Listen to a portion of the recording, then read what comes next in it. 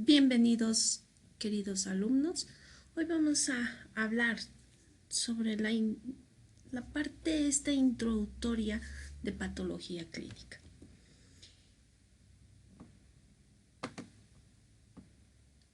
¿Cuáles son los objetivos de aprendizaje? Primero, que ustedes van a aprender los procesos esenciales para la recolección de muestras biológicas. Obviamente los criterios también, no solo de la formulación, sino la interpretación de estos resultados. Y obviamente aprender esta lógica del uso de las pruebas. ¿A qué me refiero?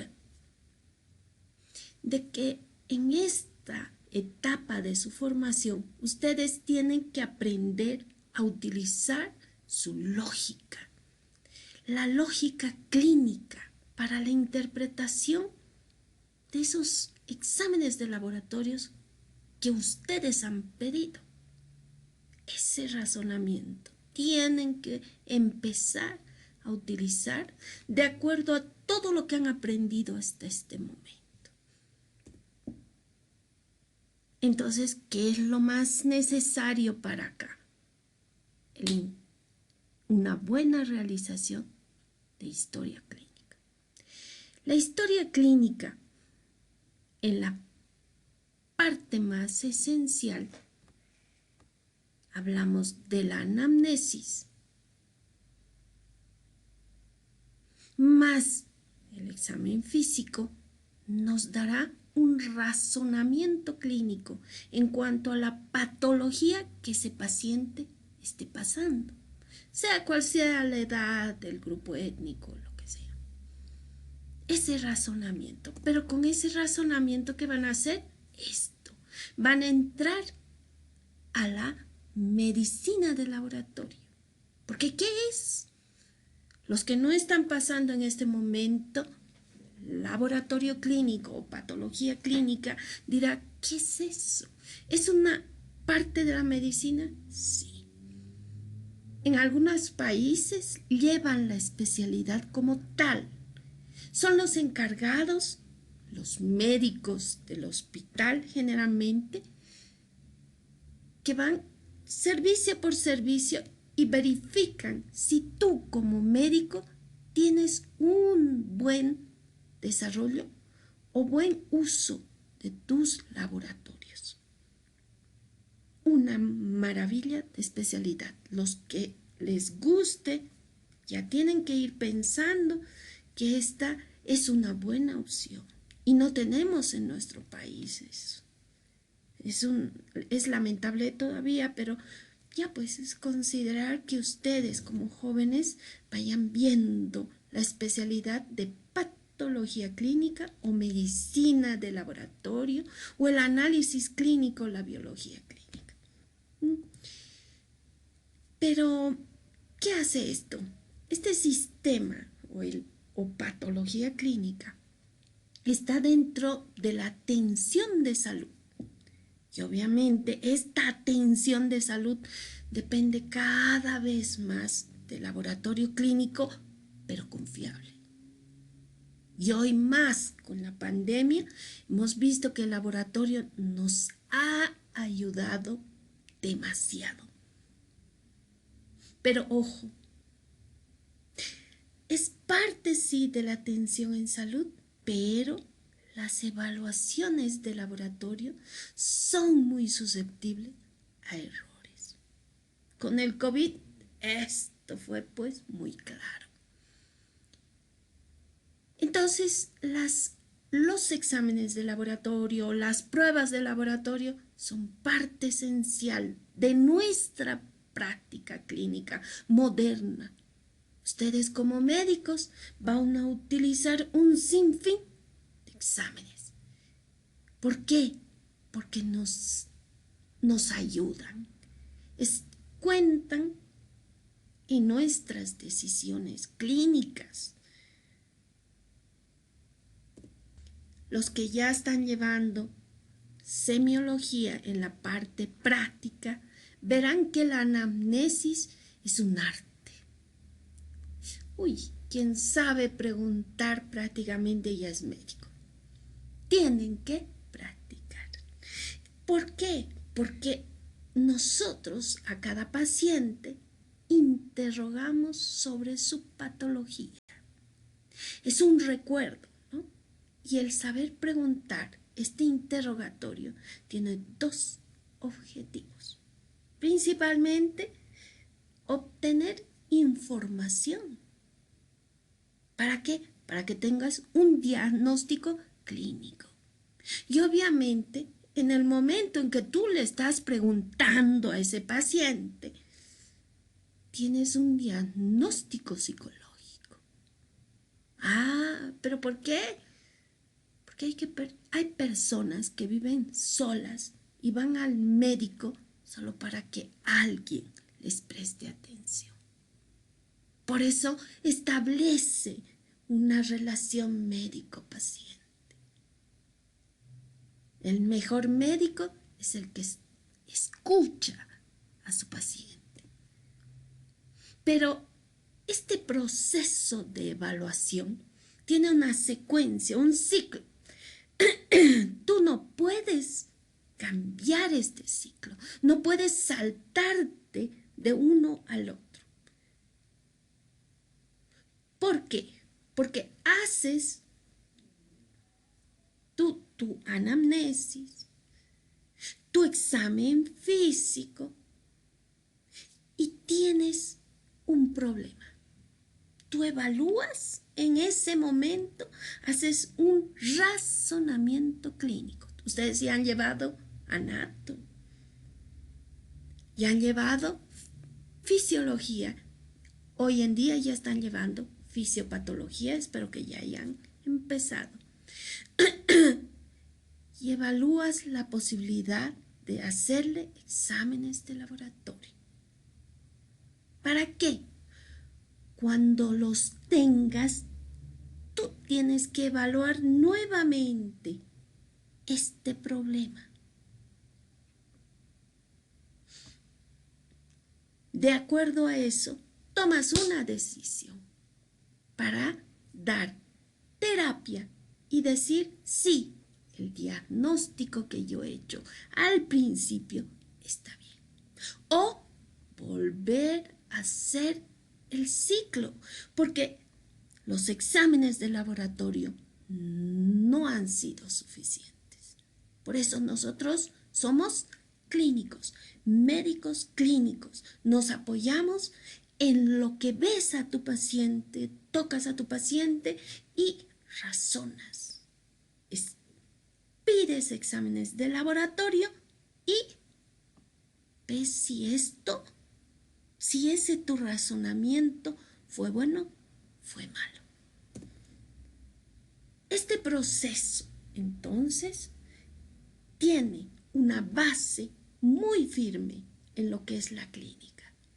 El interrogatorio, obviamente, es lo más importante porque te guía. Algunos solo con el interrogatorio ya saben qué van a hacer. Pero el examen físico también es primordial. Tienen que seguir un orden sin alterarlo. Ya desde antaño eso se sabía. Ustedes no pueden alterar ese orden, porque si no, es un perjuicio para su paciente. Entonces, ¿cuál es el objetivo de los exámenes de laboratorio o las pruebas de laboratorio? Reducir la inseguridad clínica. Reduce tu inseguridad. Tú has visto a tu paciente, le has interrogado, has llegado a una presunción diagnóstica, pero el examen de laboratorio va a reducir esa inseguridad, porque puedes tener en un solo paciente varios diagnósticos. Pero ¿cuántas pruebas tenemos? Hoy en día contamos con más de 4.000 pruebas de laboratorio. Pero ojo, alrededor de 500 se utiliza de forma regular. En el mundo pueden encontrar ustedes, si salen a hacer una especialidad, pueden encontrar en otros países desarrollados como 2.000 exámenes de laboratorio, es cierto. Pero aún así, 500 son las más usadas. ¿Cuál es el objetivo entonces del examen de laboratorio? Reducir la inseguridad clínica.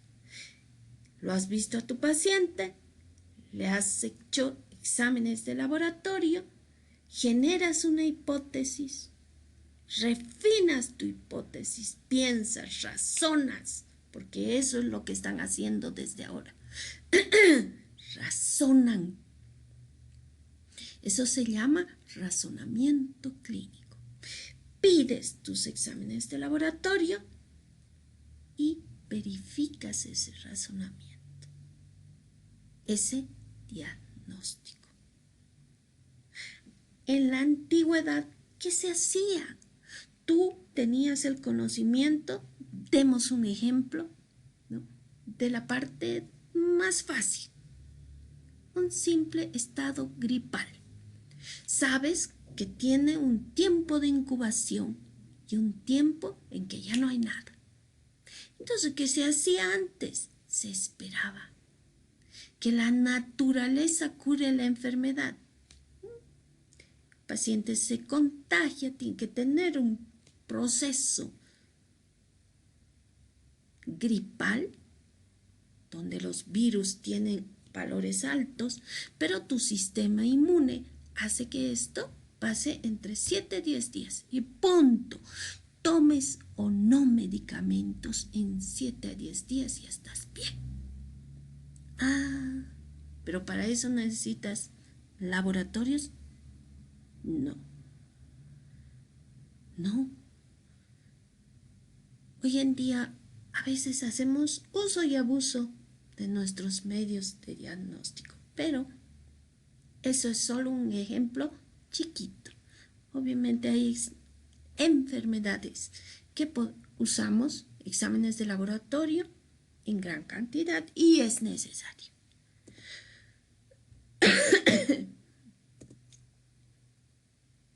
Pero, ¿de qué depende que tú pidas exámenes de laboratorio? ¿Cómo seleccionas esto? Principalmente para la detección selectiva. Buscar casos. En nuestro medio, ¿qué? Digamos, tuberculosis. Todavía nosotros somos un país endémico. Eres el médico de un pueblo y necesitas buscar casos. Entonces, búsqueda de casos. Necesitas el control de tu paciente. ¿Cómo está evolucionando? Le pedirás cultivos, un hemograma. Para eso. Ese es tu objetivo. Quieres hacer seguimiento porque tu paciente ha presentado desde la mañana lesiones en la piel. Tú le estás dando ciertos medicamentos.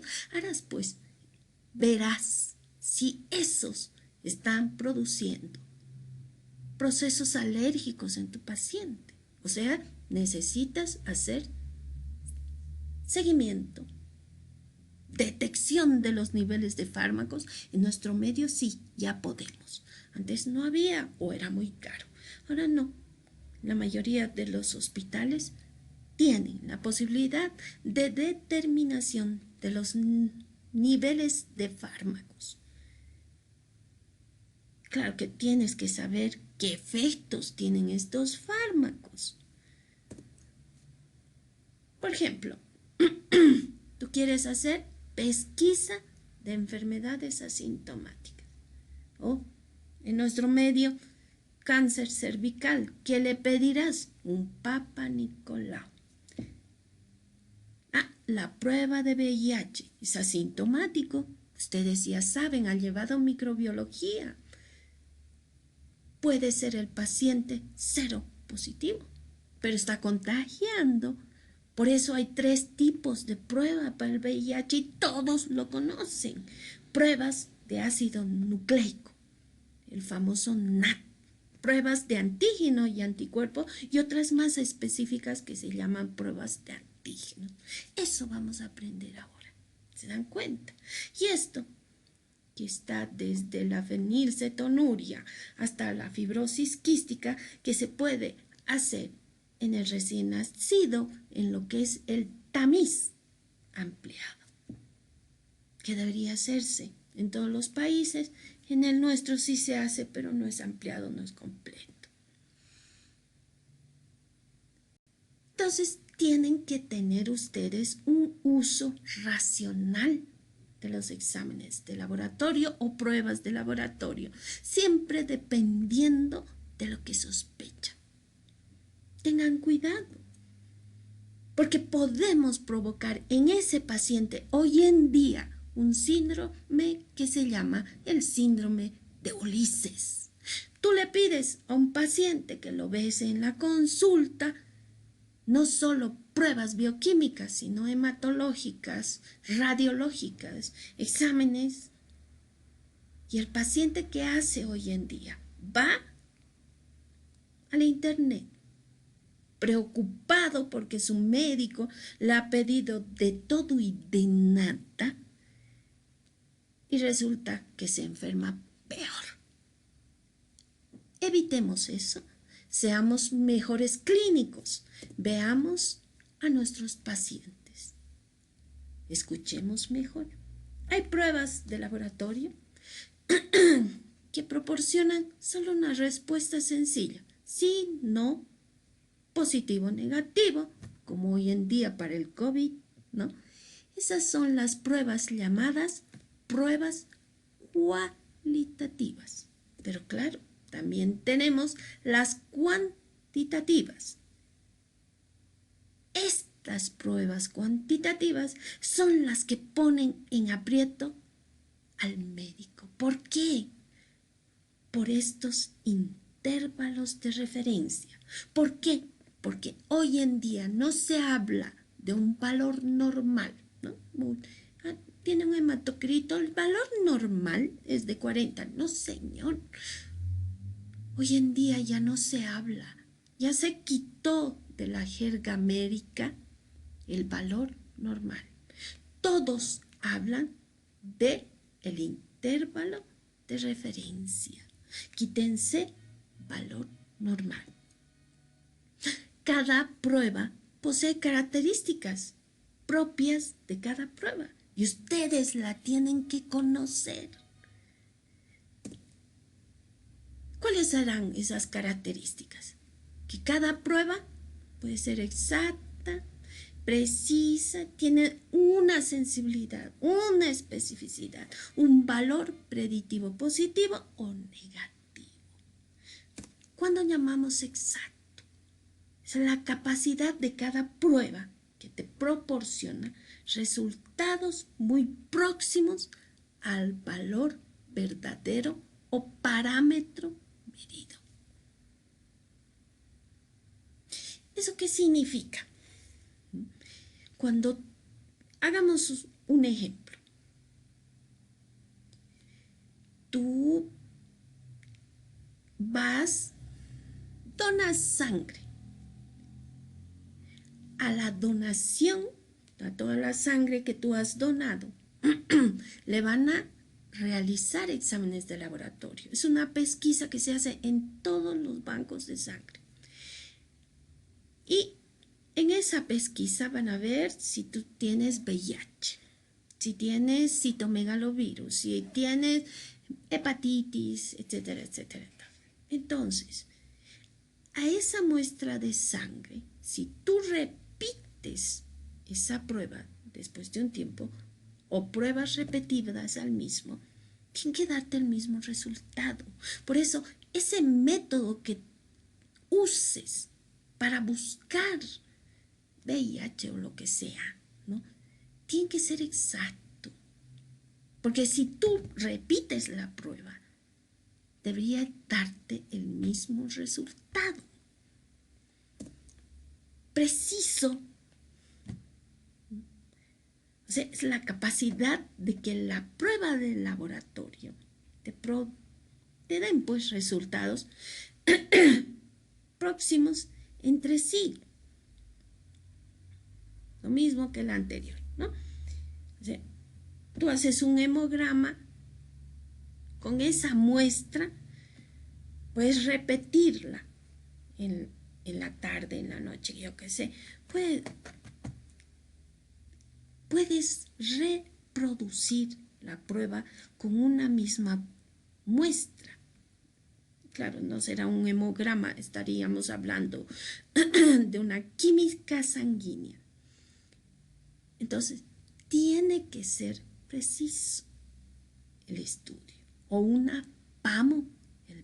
La PAMO también te puede provocar eso. La sensibilidad. Para un paciente que tenga, yo qué sé, que tenga lupus, ¿cuál es la prueba más sensible? Entonces, la prueba más sensible es la probabilidad que un resultado sea positivo, o sea, si tú tengas lupus, porque clínicamente muestras esa sensibilidad.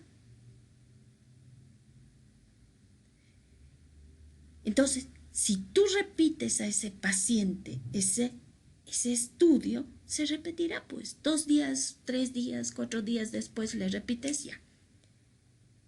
Entonces, ¿cuál es más sensible?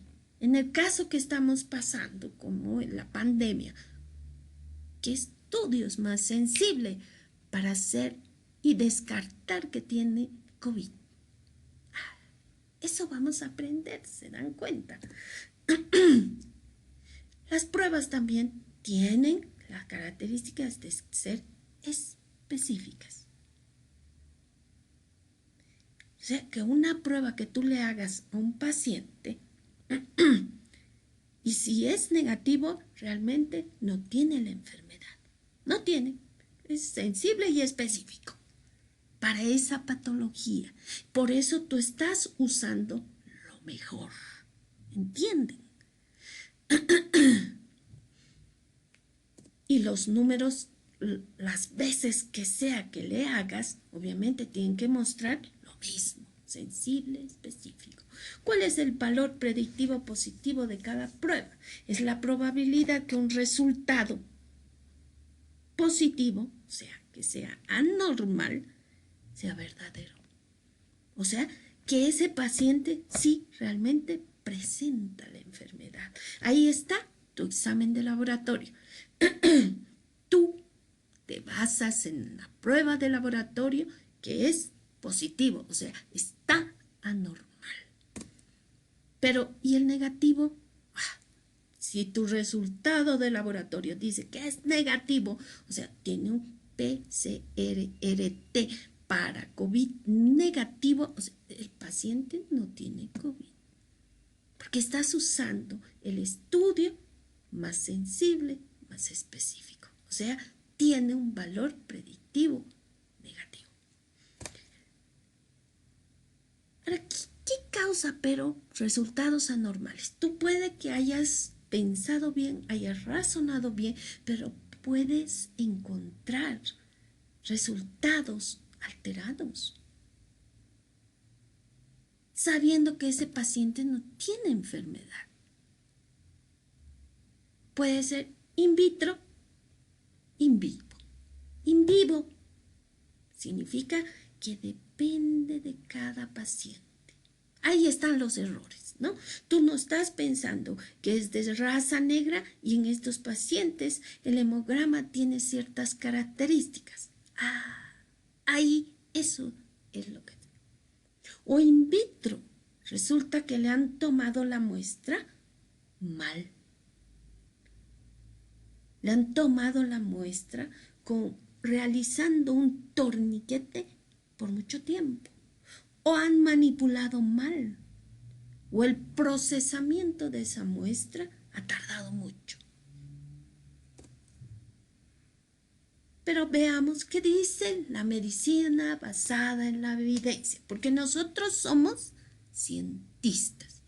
¿Qué dice la medicina basada en la evidencia? Que los errores que tengamos en nuestros exámenes de laboratorio pueden ser porque ha habido alteración en los pasos preanalíticos. Miren, 61.9%. Ahí ha habido el error. En los pasos analíticos, solo 15%. Imagínense, los médicos analizan bien, ven bien, tu laboratorio es muy bueno, yo qué sé. Pero, y en los posanalíticos, 23%. Ahí está. Y lo malo, lo que hay que evitar, es que estos errores de las pruebas de laboratorio tienen consecuencias con nuestros pacientes. A ver, en los errores preanalíticos están los factores fisiológicos y los factores de manejo de muestra. Y en los errores analíticos, los laboratorios. Algunos laboratorios, como les he dicho al principio, ¿no? Nosotros vamos de mano de un laboratorio. Sea en nuestro hospital, centro de salud, consultorio, tenemos que tener un laboratorio confiable y con control de calidad. Porque tenemos que evitar este error. Porque es el 15% que puede tener eso los exámenes de laboratorio. Y en los errores posanalíticos, imagínense, el mal uso del expediente clínico. ¿En qué? Pero veamos un poquito más esta parte. Los errores preanalíticos. Eso va de mano del paciente y la muestra. A veces nosotros no tenemos control sobre estos errores. ¿Por qué? Porque no los podemos controlar. Tienen acción in vivo e in vitro, ya hemos hablado. Depende también del control de calidad del laboratorio. ¿En qué sentido? Un ejemplo. En esta parte preanalítica, el paciente sabe que tiene que estar temprano en el laboratorio, corre al laboratorio porque el laboratorio solo recibe muestras o saca o toma muestras hasta las 8 de la mañana. Paciente vive muy lejos, corre, llega y está pues estresadísimo. Y uno de los errores in vivo son los errores biológicos. Entonces, produce ese estrés, produce en el paciente taquicardia, hipertensión. El laboratorio no se percata de eso, los trabajadores del laboratorio. No se percata de eso, le toma la muestra y listo. Y vamos a tener valores alterados. En laboratorios confiables, entra el paciente, lo ven así estresado, le toman signos vitales, lo dejan descansando por lo menos unos 15 minutos, le toman la muestra tranquilamente y se va. Uy, ¿se dan cuenta? Eso es calidad de atención. Pero, ¿acaso funciona así en todos los laboratorios? No. Puede haber error, por eso en el torniquete. Le ponen el torniquete en el brazo y hasta lo dejan marcado, ¿no? Más de un minuto no estable. También eso produce errores preanalíticos. No podemos evitar eso, no podemos actuar en ese momento. No estamos ahí, lo hemos mandado. Y obviamente el transporte. Como en el hospital, se van a dar cuenta en hospitales muy grandes, si no tienen control de calidad, puede pasar esto. ¿Por qué? Porque el que toma la muestra en todo el hospital va piso por piso, piso por piso, y hay exámenes que tienen que realizarse inmediatamente, no pueden estar esperando tanto tiempo. Se dan cuenta cómo la glucemia tarda mucho, va a ser hipoglicemia, hiperglicemia, son errores que deberíamos evitar. Acá, lo mismo, edad, recién nacidos. Los recién nacidos no es lo mismo que un adulto joven, un adulto mayor. La edad provoca algunos cambios biológicos que nosotros no podemos influir. No hay forma. El sexo, obviamente, no es lo mismo mujeres que varones por el influjo hormonal. Grupo étnico, ya hemos dicho, asiáticos, de raza negra. La dieta, algunos con el COVID han aumentado de peso terriblemente y eso provoca alteraciones también en nuestros resultados de laboratorio. El ayuno, algunos les enseñamos muy bien, les decimos, usted va a cumplir tantas horas de ayuno, va y se hace tomar la muestra, pero no lo cumplen. 3 de la mañana están comiendo. El ejercicio, ya les he dicho, la postura, estar mucho tiempo parado, también varían los exámenes. Para algunos exámenes de laboratorio, principalmente hormonas, las variaciones de horario de estas pueden variar también nuestros resultados. Por eso tenemos que enseñar al paciente cuándo ir, cuándo no. Por eso, si ustedes son los endocrinólogos, mejor internarlo porque no se cumple. El ciclo menstrual en la mujer, cierto, depende de lo que busques también, ¿no? Y el embarazo también tiene sus valores de referencia. No es lo mismo que una mujer de la misma edad, pero sí no estar embarazada. Los errores analíticos, les he dicho, ¿no? Depende del control de calidad de cada laboratorio. Me lo hicieron mal, han contaminado la muestra, resulta que tu cultivo sale otra cosa, tú tienes un paciente y tu cultivo es otro. ¿Qué pasó? Se ha contaminado la muestra. Han tardado en tomar.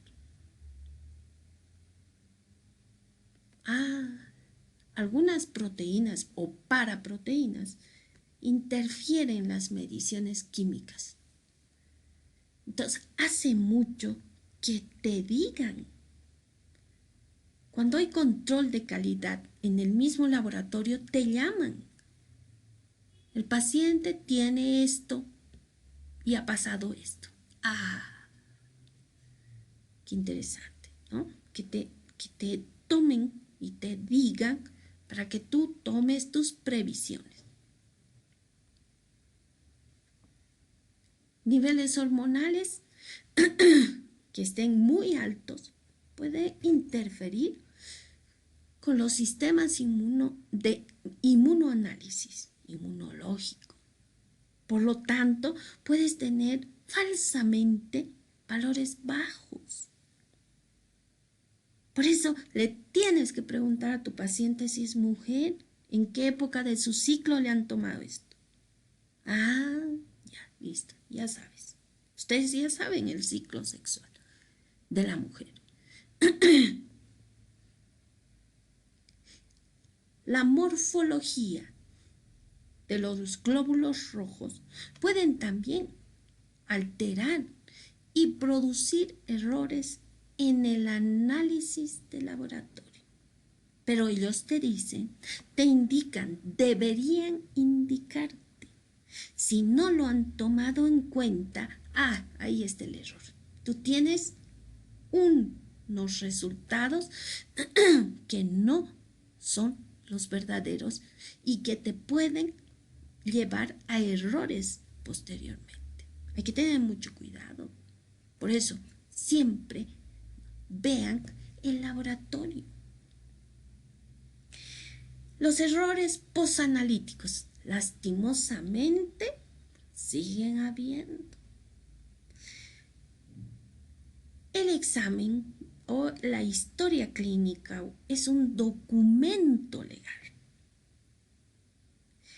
Y los exámenes de laboratorio, imagen, lo que es rayos, ecografías, constituyen el 70% de esta historia clínica, del 70-80%. Entonces, si tú anotas mal, no tienes la pulcritud de hacer una buena interpretación, o no anotas los días, hora en que le están realizando, puedes entrar en el error posanalítico. Ha salido este hemograma esta mañana de control y resulta que está peor. Así, todo el mundo se pone estresado y no se dan cuenta que es un examen que le han tomado antes. Y no el de ese día, tal vez ha tardado y no está todavía. Entonces tienen que tener mucho cuidado. O que sea de otro paciente. O lo que dice acá y lo puse con negrilla es una buena interpretación. Porque la interpretación tiene que ser al lado de tu paciente. Pero veamos de forma más detallada en qué modifica esto que hemos hablado. La edad, los intervalos de referencia. Ahí está. Estos errores que tenemos, no conocen, no saben de que no es lo mismo un recién nacido o mujer posmenopáusica en cuanto a los valores de referencia que tenemos de un simple hemograma. Y ahí están los errores de la edad. No es lo mismo. Género, hemos dicho, no es lo mismo la mujer que el varón. Porque por las variaciones hormonales que sufren ambos, pero ojo, más que todo en edad de la pubertad. Los valores, las hormonas, alteran mucho nuestros resultados. Etnia, sí. Hoy en día que tenemos varias etnias en nuestro medio, ¿no? Hay que tener cuidado con la interpretación. Los que son de raza africana o los nativos, indios, nativos americanos o los asiáticos, tienen patologías propias de su etnia. Y a veces eso nos olvidamos. No solo al diagnosticar, sino al leer un laboratorio. O al pedir, chicos, al pedir. Porque nos olvidamos que siendo raza asiática, por ahí a él sí hay que pedirle otros exámenes.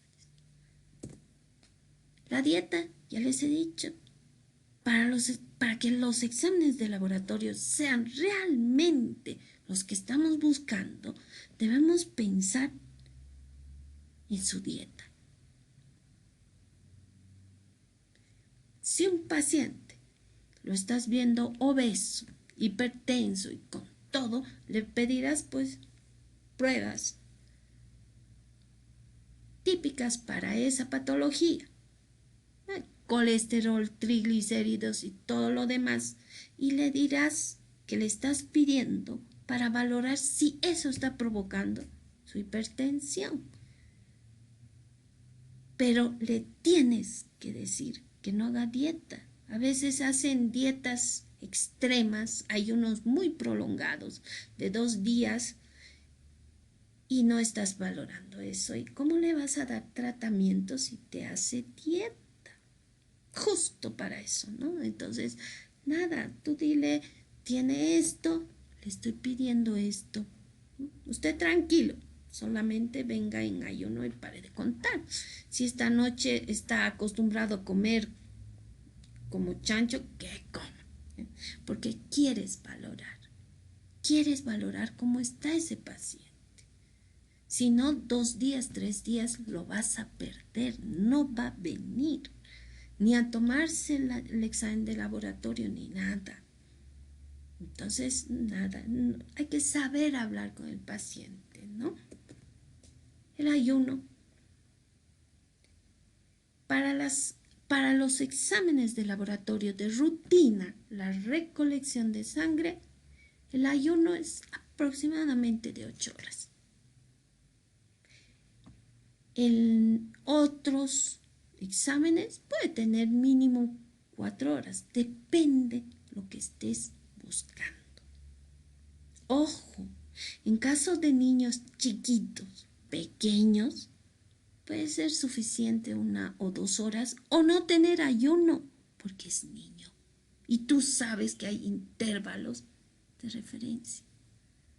¿Para qué lo vas a ayunar a un niño lactante, ¿no?, que lacta o succiona el seno de la madre y va a estar en ayuno? ¿No va a aguantar? No hay eso. Entonces, niños chiquitos se le toma muestra y ¿ya? La posición que les dije antes.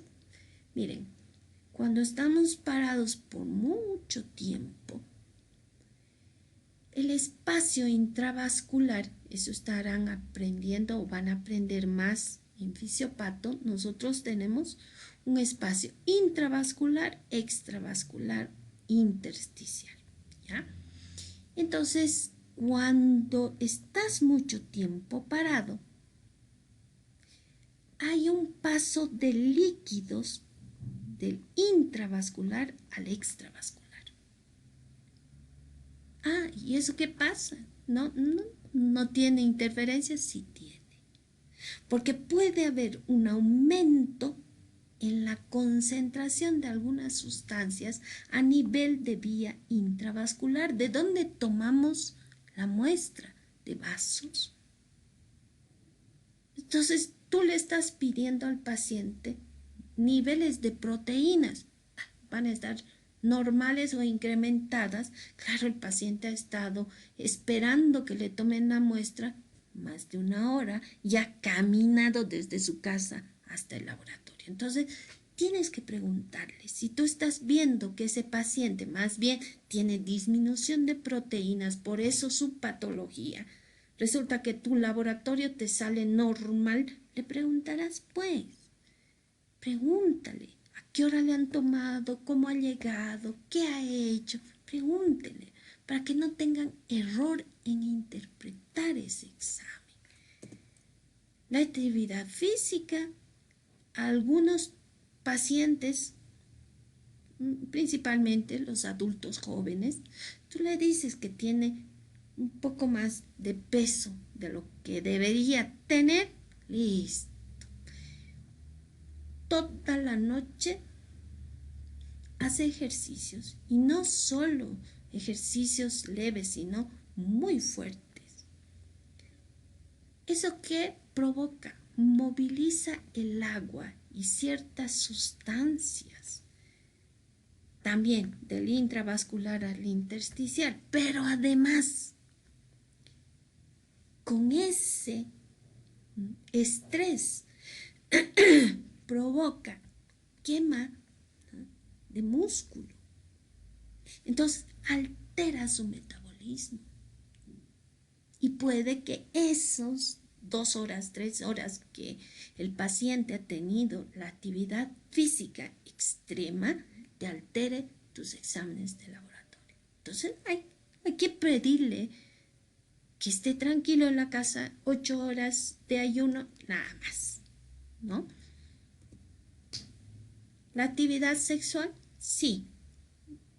Principalmente en varones cuando pedimos el antígeno prostático para pesquisa. Ahí está. Esta también es una patología inadvertida para pesquisa de cáncer a nivel de próstata. Hay que explicarles. Ellos no son los médicos, ustedes son. Si sale mal tu laboratorio o tu interpretación o hay algún error, es por tu culpa, ¿eh? Entonces tienes que explicarle que no puede tener actividades sexuales o actividad sexual entre 48 a 72 horas antes de hacerse la prueba de laboratorio. ¿Por qué? Porque puede darnos falsas interpretaciones. Los medicamentos ya están llevando farmacología. Todos los fármacos tienen alguna alteración fisiológica en tu organismo. Todos. Será muy pequeña, mediana, alta, tienen un nivel tóxico. Entonces hay que preguntarle. Por ahí el paciente toma de forma crónica algún medicamento, me va a alterar los resultados del laboratorio y es común escuchar eso de que, pero usted no me ha preguntado. Por eso la realización de una buena anamnesis, el arte del preguntar. Tienen que preguntar. ¿Para qué? Para que tú hagas un buen análisis de los exámenes de laboratorio que tengas. Ya hemos hablado del torniquete. Tenerlo más de 1 minuto es mucho. Entonces produce presión. Y cuando tú haces la salida de sangre, te puede alterar tus resultados porque hay hemoconcentración. Y es fácil. Si lo ves a tu paciente al día siguiente, en la mañana le han tomado la muestra y en la tarde ha ido a tu consulta para ver resultados, porque en la tarde generalmente ya está todo. Te fijas en su brazo y está marcado. Entonces, es fácil, ¿no? El gel separador depende mucho del laboratorio, obviamente, y que tengan control de calidad y estén usando apropiadamente su material. El tiempo. Tú le has pedido exámenes de laboratorio como el cortisol, que es una hormona, y sabes que el cortisol tiene niveles más altos, más bajos.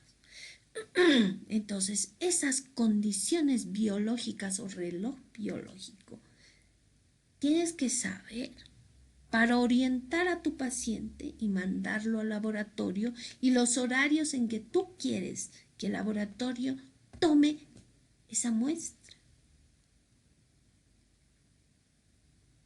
Y el horario. No es lo mismo en la mañana, en la tarde o en la noche. Obviamente la población pediátrica no es lo mismo que la población adulta, tiene sus reglas, ¿no? Pero en adultos tengan mucho cuidado. Entonces, en concreto, ¿para qué solicitamos exámenes de laboratorio?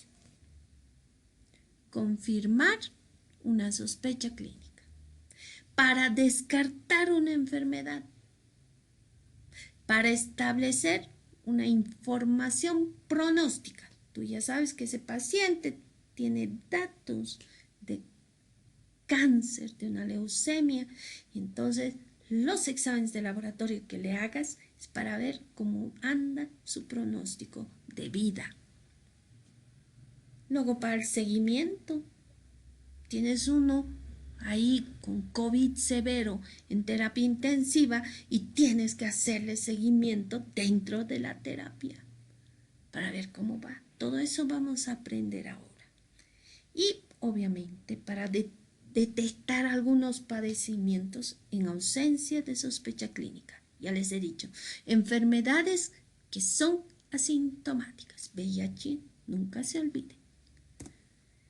¿Por qué? Porque nosotros tenemos que hacer uso y abuso de nuestros medios de diagnóstico.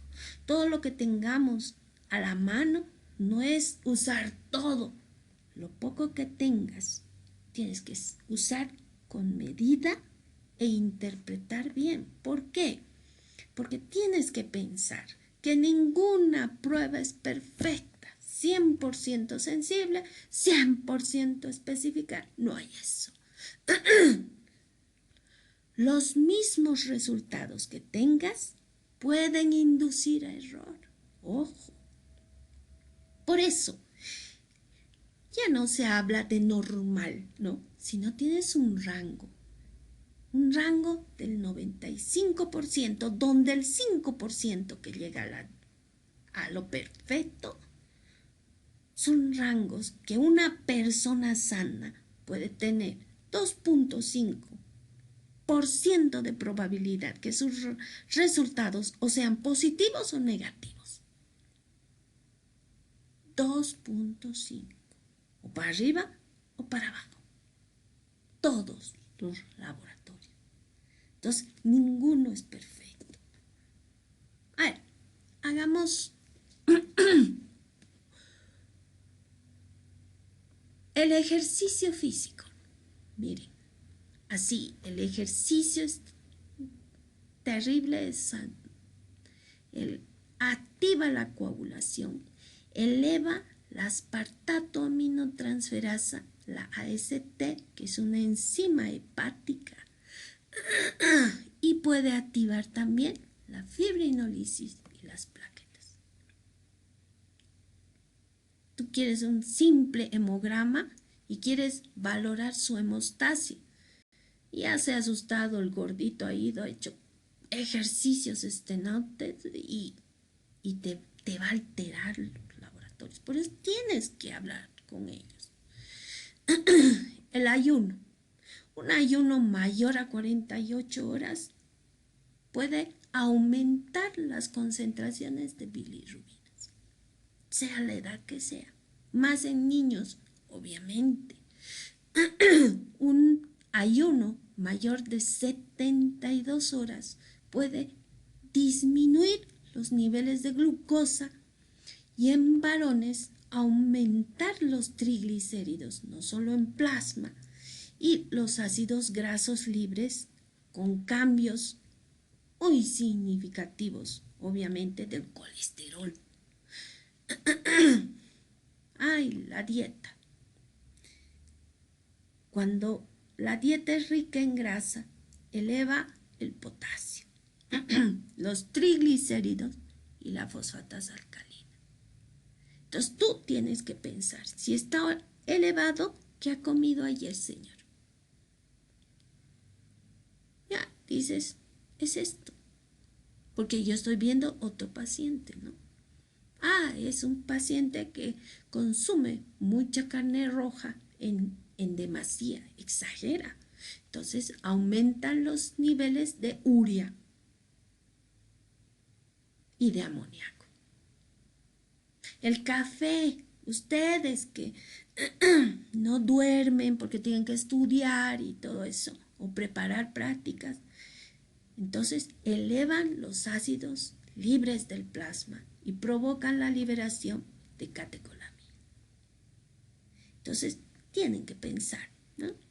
Tienen aumento de catecolaminas, adrenalina, noradrenalina, yo qué sé, ¿no? ¿Qué es lo que has pedido ahora para valorar a tu paciente? Y no le has preguntado. ¿No has hecho una anamnesis? No sabes cuál es la dieta de ese paciente. Entonces, tenga cuidado. Porque hoy en día tienen que defender la ética profesional. Ustedes ya casi son médicos, les falta poco.